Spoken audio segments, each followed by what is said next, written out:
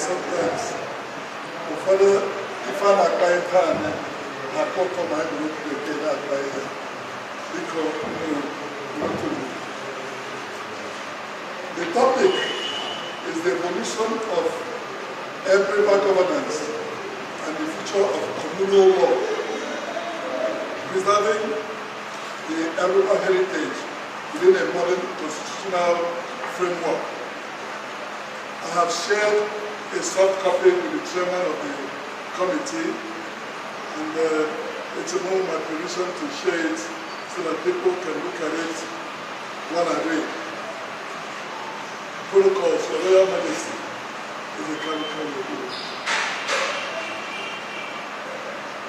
The members of the National Council present, members of the Board of Trustees present, the President of ACIU, Honorable Chief Uche, Ikebriba, and his executive, the Chairman of the CRC, Chief Ineke Agweze Kalom, the Okwabigo Lebreba, and your hardworking committee members, distinguished elders and leaders of thought, presidents and delegates of Abriba worldwide, Abriba branches worldwide, ladies and gentlemen. Let me begin with a simple question. How many of us here believe that our current constitution is perfect? That is, that it needs no change at all. How many? Now, how many of you believe our constitution needs serious reform, that we have outgrown the present constitution? I think we already have an agreement on something fundamental. The question is not whether we should reform the constitution. The question is how. The question is how we must do this. We must do it with wisdom, with courage, and with the voices of all African people heard. This will determine whether we build unity or deepen division. It is therefore a special privilege and profound honor to be selected to present the keynote address at the Abriba Homefront Public Hearing. Let me add my voice in thanking the CRC, led by Chief Ineke and his team for organizing this public hearing. I also commend Honorable Chief Uche, the President of ACIU and the Executive, for empowering this constitutional review and giving them free hand to encourage all our subjects in this exercise. This exercise, if well managed and implemented, as I pray it will codify Abriba institutional governance for generations to come. I am deliberate in mentioning this public hearing because for decades, Abriba has produced reports and recommendations that are well researched, well written, and well intended. Yet, many failed. Not because they lacked substance, but because they lacked transparency. Important documents are created, then buried. Solutions were proposed, then archived, and relegated to private drawers to collect dust. Now that all hands are on deck, it is my solemn prayer that this public hearing will serve the needed purpose, that is to bring sunlight and transparency to the previous documents that have been languishing in darkness. Now let me beg your indulgence to highlight some efforts and works undertaken by individuals and groups to provide solutions for the community and the union in times of need that may not be within the public domain. First, we have the Vision 2030, initiated by the Technical Committee headed by Professor Anil and drafted under the chairmanship of Chief Dr. Jonathan with Dr. Joel Mason, under Uche, Chief HRM Nandi, among others, its members. There was also the consent judgment of the courts on age-rendering protocols in Africa, which were all agreed by the community. But because people don't know what's going on there, we still have the same issue.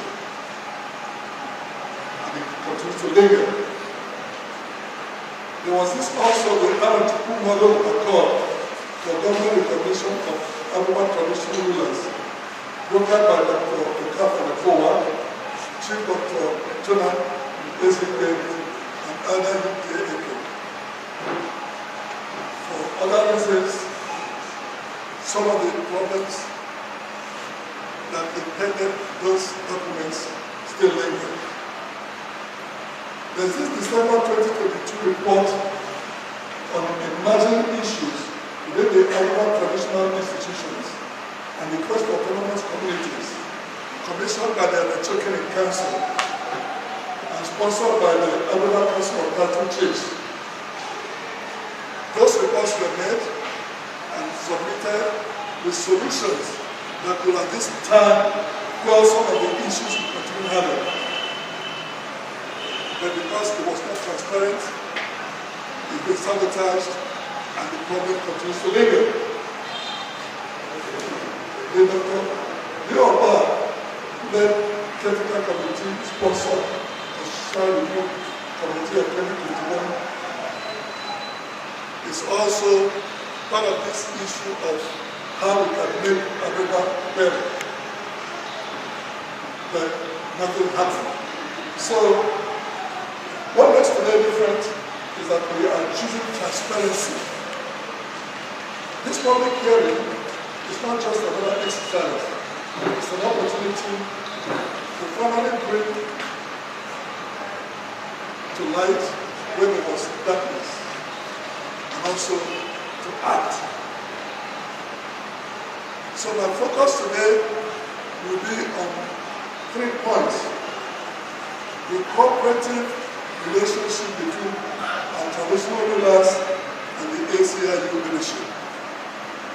Then the second will be the equity of our delegate selection system.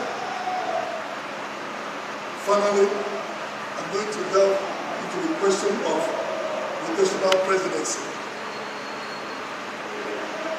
Now,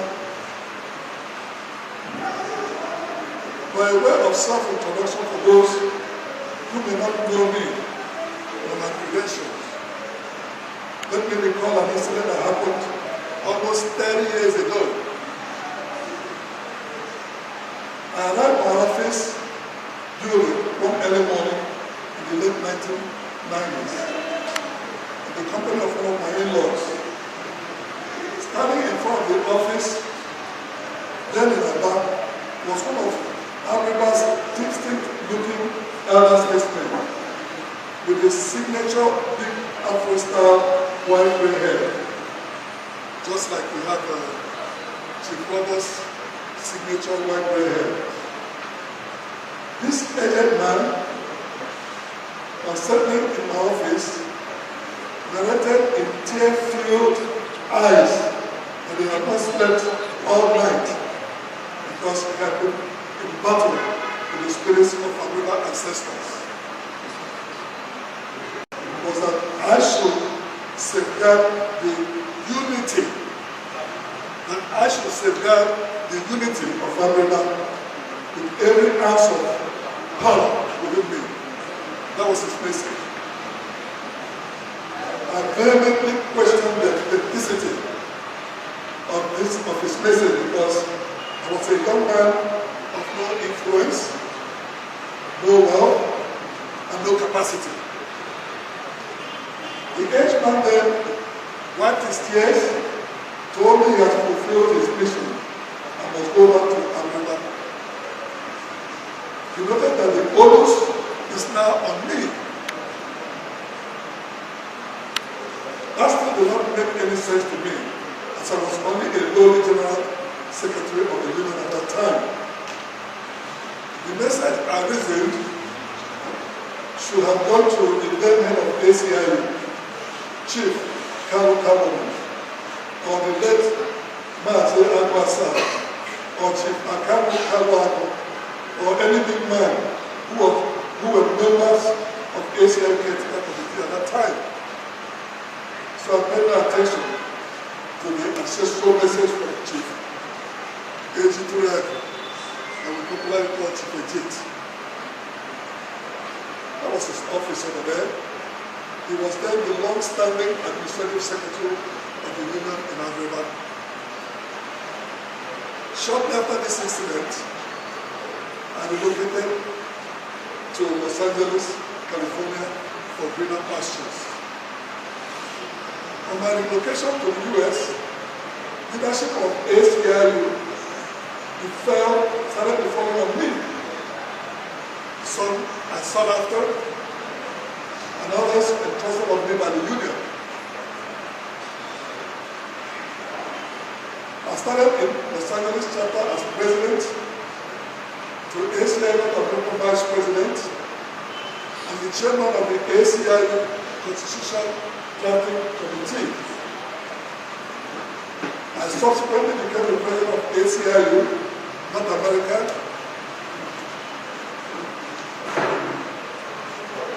the ACIU Mokano of Los Angeles,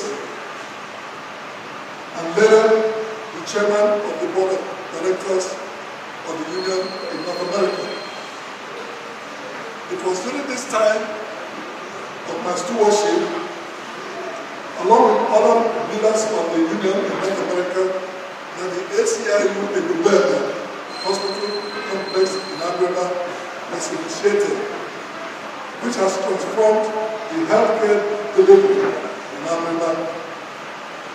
As chairman of the board, we formed the Home Affairs Group in North America that catered to the welfare of Aruba in the absence of organized ACIU Central. Chief Uche who was governing as ACIU leader in Aba and Aruba, assisted in our efforts. We also instituted the practice of the annual gifting or intern to the Anachokan Council, which is ongoing by ACIU and North America till now. It is worthy of note that it was at that moment that three gentlemen from ACIU North America, Dr. Okafor Manlepo, serving as chairman of the Home Affairs Group, Chief Uche Obasa, serving as president of ACIU North America, and my good self, Chief Uche, serving as the board chairman of ACIU North America. And we approached and asked Professor Enyo Kenya to use his wealth of influence and experience to revive ACIU Center. At that time, I'm happy that you're here. When the three of us went to see Professor Enya to say, this thing that is happening in that river, it is have new leadership. We started looking at people who can really help revive ACIU one more time. And because of the issues that we had at that time, Dr. Okafor said, we have looked far and wide and we've examined everything going on now. You, Professor Enya, why don't you do this? Because you have the ability to do that. As a younger man then, I was shocked. But because I knew the chairman said so, Professor Enya could not say no. And I think a structure of note that was the moment that these three gentlemen helped get back ACI to start working on the time. Years ago, I did not understand the message from Chief Editor M. He says, protect the unity of everyone. Now I understand, and it makes sense, it makes lots of sense to me. I can now speak boldly, without fear or favor, and without being beholden to any special clandestine interest. Now, at one of my address, the symbiosis of the stool and human, defending the cooperative relationship. To clearly understand the relationship between the royal stools and the ACIU, we must go back to the 1946 ACIU Constitution. When the chairman was talking about, the chairman of CLC was talking about what an union meant. The founders didn't have educated people so much. But what they crafted still hold true. In the 1946 Constitution, objects and aims, it states to support the African Town Council and others by cooperating with the council, others, and government authorities where and when necessary in the improvement of African town and communities, medically, educationally, morally, and otherwise. Permit me to divert a little bit. Most of my speech